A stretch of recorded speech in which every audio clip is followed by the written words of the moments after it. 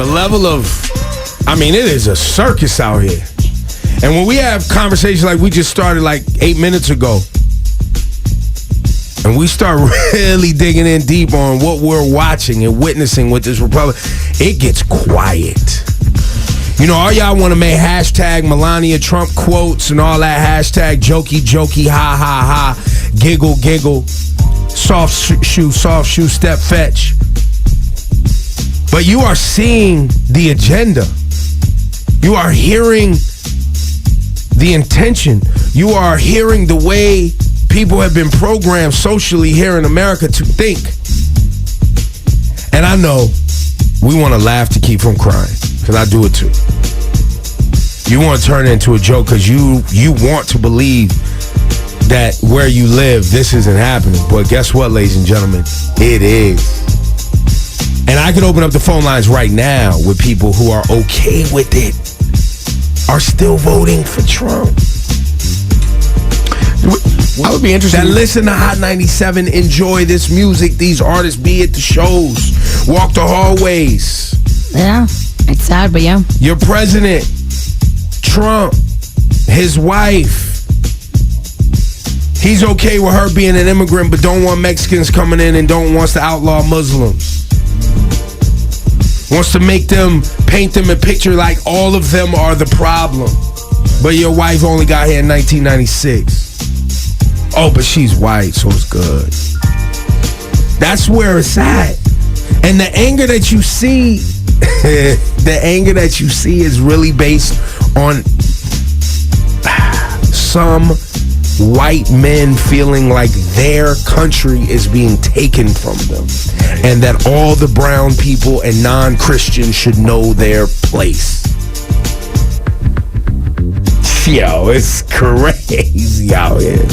Rosenberg, you quiet over there. You are perplexed. Your mind is... Call 97, these are yours. Your brains are scrambled at looking at this, right? Like, you don't even... Because there's a part of you...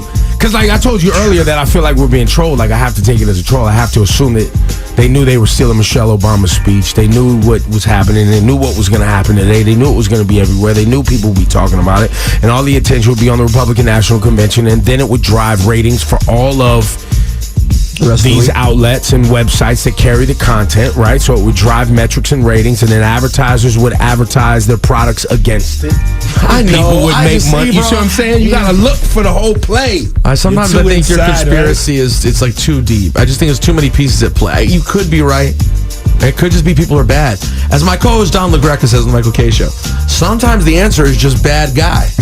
Like we always talk about, like, well, this situation, and he says sometimes the answer is just bad guy. A-hole. And in the case of Trump and this whole thing, yes, there are conspiracies at play, but ultimately, isn't this just about bad people doing bad things? Bad stuff. Well, you're also expecting that someone would have stopped this train before it got this far.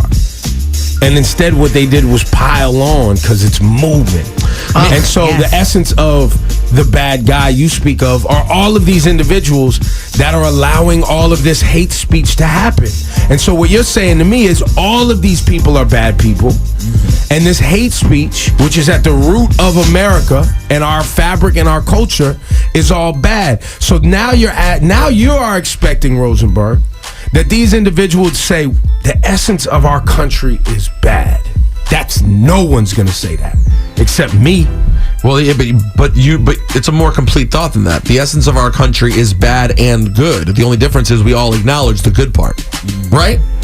We all acknowledge the good part. But if you don't acknowledge the bad part, then you can't fix the bad part. So you just have. And how good is your good part if you can't acknowledge? Not nearly as good as it could be. It's always going to have an asterisk next to it. Of it's good for some of us, it's not good for everybody. And it's always in danger of being worse. Because we watched last week, the president sat on TV and desperately wanted to say that this country has a fear of black people. And it's systematic. It's not, And white people get sensitive, because they wake up and they think people are attacking them. Like even that guy yesterday who said the insane things about what white people have done for this world. He's like, doesn't the whole old white people thing get a little tired? Like they get sensitive about it. They don't realize that this is deeper than one person in that person's lifetime. This is systematic. The country was founded on the backs of slaves. So this is trickled down forever.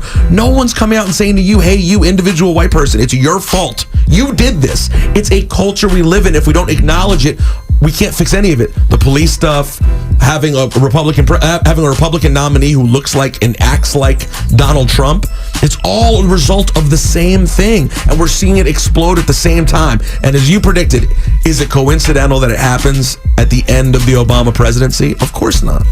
We knew we would pay the piper for having a black president before this country was ready, and it wasn't ready. Now I think it's better that it happened than not, because we might as well get it all out. We might as well get this thing the popping. Band-Aid off. The Band-Aid is ripped. It's and it's blood. It is a bloody mess when you rip that a Band-Aid festering sore. Exactly. It's scary. It's really, really scary. So I'm a little freaked out, but then at the same time I like making jokes about Melania Trump, so I'm trying to just enjoy it and make jokes.